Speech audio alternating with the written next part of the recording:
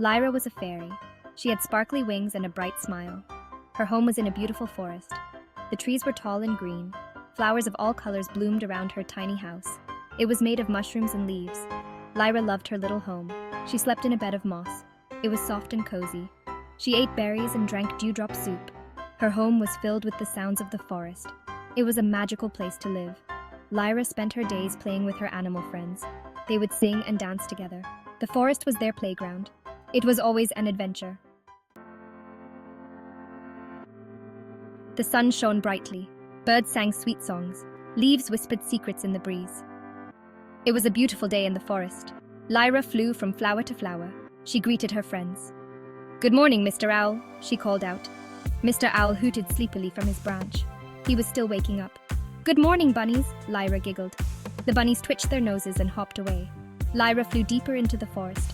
The air smelled like pine needles and wildflowers. She hummed a cheerful tune. Suddenly, she heard a sob. Someone was sad. Lyra flew quickly towards the sound. Lyra found a small squirrel sitting on a tree branch. He was crying. Big tears rolled down his furry cheeks. "Why are you sad?" Lyra asked gently. The squirrel sniffed and wiped his eyes. "I lost my acorn," he whimpered. "It was my favorite one. I was going to save it for a special occasion." The squirrel looked so heartbroken. Lyra felt sorry for him. "Don't worry," said Lyra. "We'll find your acorn. I'll help you look." The squirrel looked up at Lyra, a glimmer of hope in his eyes. He was so grateful for her kindness.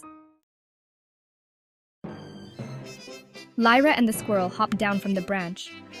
"Where did you last see your acorn?" Lyra asked. The squirrel thought hard, his tiny nose twitching. "I think I dropped it near the old oak tree," he said. They flew and scampered to the oldest oak tree in the forest. Its branches were thick and gnarled. Its leaves rustled in the wind. Lyra and the squirrel searched the ground carefully, but the acorn was nowhere to be found.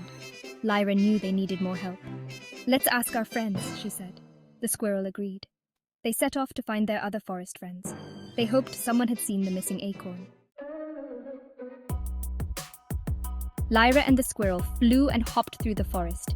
They asked every animal they met if they had seen the lost acorn. The deer shook their heads. The rabbits wiggled their noses. Even Mr. Owl with his sharp eyes hadn't seen the acorn. Lyra started to feel discouraged, but she didn't give up hope. She knew they had to find the squirrel's precious acorn.